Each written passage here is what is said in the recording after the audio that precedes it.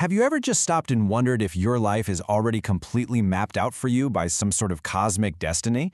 Or are you actually writing the script yourself through your daily discipline? Well, today, we're diving into three completely unrelated fields: ancient karmic healing, modern neuroscience, and astrological blueprints.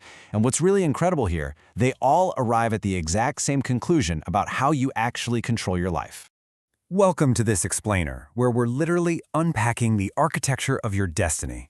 Whether you prefer consulting the stars or looking at an fMRI brain scan, we're going to uncover the hidden mechanics of personal agency. Here is our roadmap for today. We'll hit the destiny dilemma, look at healing your karmic past, dive into the psychology of patience, map out your solar return blueprint, and finally, wrap it up with taking charge of your future. Let's get right into it. Starting off with Section 1, the Destiny Dilemma. Who is really in the driver's seat?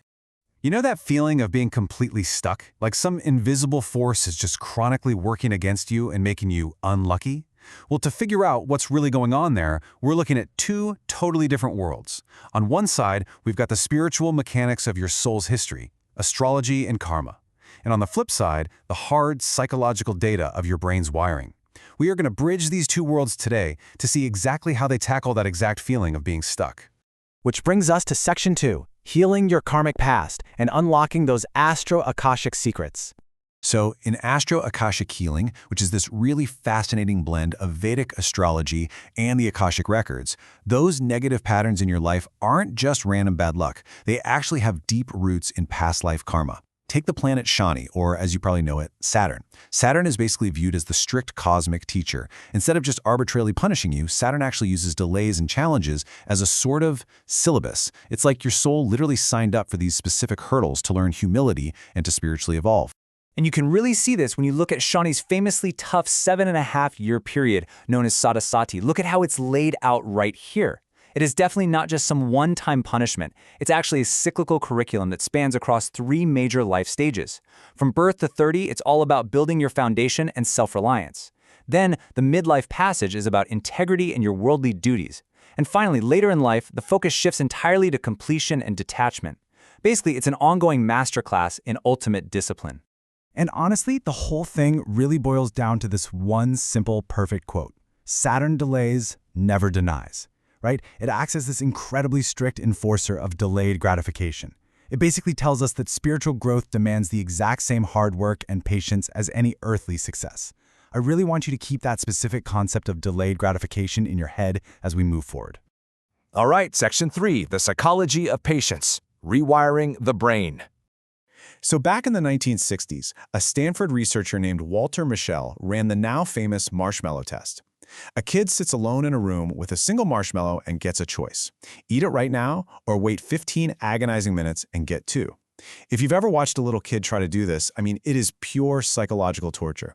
It is the ultimate test of resisting a primal impulse.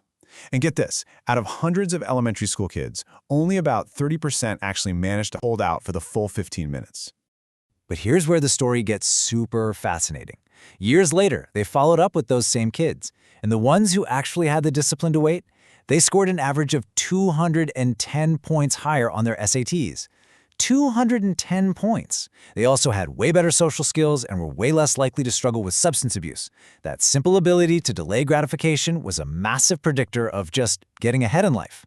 And the science backs this up perfectly. When researchers did fMRI brain scans on those exact same subjects when they reached their mid-40s, the highly patient folks showed a super active prefrontal cortex. That's your brain's hub for problem solving and impulse control. But the individuals who struggled to wait back then, their scans showed heavy activity in the ventral striatum. That's the more primitive part of the brain linked to desire, instant pleasure, and addiction. So it kind of makes you wonder, is this just biological fate? Well, actually, not at all. A 2012 study out of Rochester proved that delayed gratification is 100% a learned skill. They tweaked a marshmallow test so the adult researchers were either reliable or unreliable beforehand. And the kids who were exposed to the reliable adults, the ones who kept their promises, they waited a staggering 400% longer. 400%. That just goes to show that your environment and learning can completely rewire your brain's response. Patience is literally a muscle that you can train. Moving right along to Section 4, your solar return blueprint, mapping the year ahead. Now, let's tie all of this psychological discipline right back to the cosmos, specifically looking at Western tropical astrology and the incredible work of Mary Shea. A solar return chart is calculated for the exact moment the transiting sun returns to your natal sun's exact position, basically your true astrological birthday. And this chart is super cool because it gives us a yearly blueprint. It highlights the major cumulative building blocks and specific evolutionary tasks for those upcoming 12 months.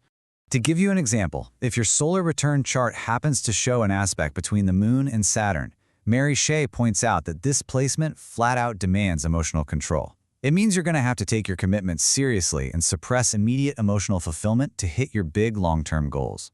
Does that sound familiar? It's basically the astrological equivalent of the marshmallow test. Or let's say you have Mars retrograde in your solar return. Well, that is the absolute ultimate test of self-motivation. You really can't rely on anyone else or any outside forces to push you. You've got to generate your own drive, and you have to honestly reassess how you might be creating your own stress through, well, self-defeating or impulsive behavior. The stars aren't out to punish you. They are literally demanding discipline from your prefrontal cortex. And finally, Section 5, Taking Charge of Your Future, where destiny meets discipline. When we bring all these totally distinct sources together, this really remarkable consensus just jumps out at us. Whether you are dealing with a karmic planetary dosha or an overactive ventral striatum, the ultimate solution is always conscious self-motivation. So how do we actually build that starting today? Well, first, set up daily condition checklists, things that absolutely must get done before you allow yourself a reward.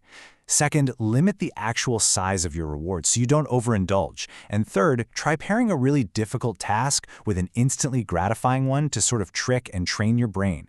You're basically turning your rewards into a byproduct of patience and hard work rather than just instant pleasure. Dr. Michael Shermer really hit the nail on the head when he summarized it like this. Despite all the factors that urge us to indulge, you are ultimately in control of yourself. And that's the whole point, right? Whether you are looking up at the sky or staring at an fMRI brain scan, you always retain the free will and the locus of control to shape your own destiny. So, I'm going to leave you with this. As you step out and face your very next challenge, and as you make your very next decision, will you eat the marshmallow today, or will you use patience and discipline to build your destiny for tomorrow? Thanks so much for joining me for this explainer, and I really hope it helps you navigate your journey with a whole lot more clarity.